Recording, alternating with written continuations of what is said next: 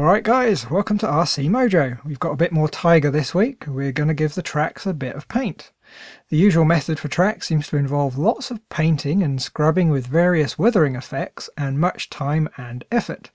But I think we can get them to look plenty good enough for our standoff scale Tiger a lot quicker.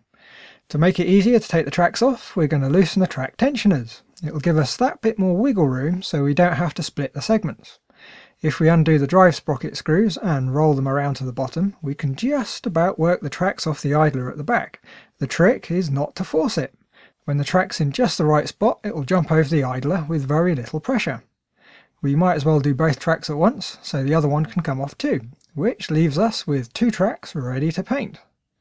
But before we go near them with the paint, we need to clean them up.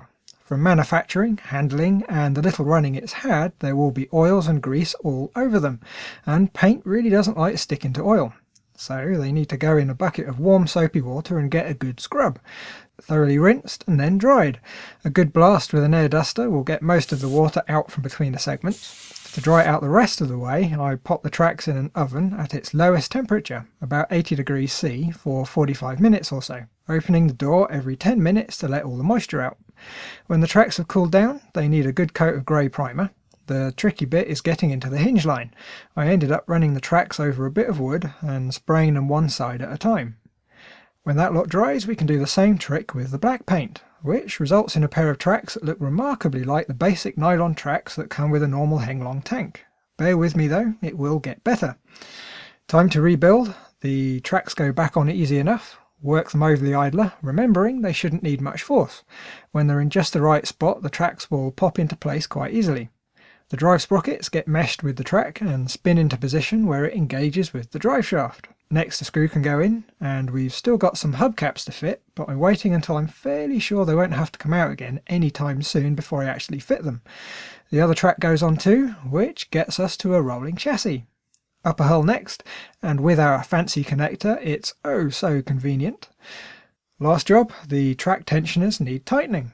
I find setting them so when the tank sat on the ground, the top part of the track doesn't quite touch the road wheels is just enough so the tracks don't skip on the drive sprockets. And there we go then, one Tiger with black tracks. Looks a little bit better than the bare metal I think, but there's one more step in the process. My theory goes, rather than try and weather with paint, surely if we just run it around a bit, making sure the tracks are skidding, it will wear the paint off the tracks, making them look that bit weathered. It will require some non-scale driving on a hard surface, not something you'd want to do on a regular basis. It'll eat through the metal tracks in no time, but for our purposes a few minutes isn't going to hurt. Okay, here we go then, let's see how they look. Well then, looks like we've got a bit of camber on the tracks, but the weathering is starting to take hold. I reckon with some more running, especially off-road with some rocks and stones, it's going to scrape and scratch rather nicely. Well, that's another bit done on the Tiger. It's looking more and more like a model tank. Great fun. Anyway, that's going to have to be it for this week, so thanks for watching, like if you liked, and if you're not already, by all means subscribe. It's free and greatly appreciated. Bye guys.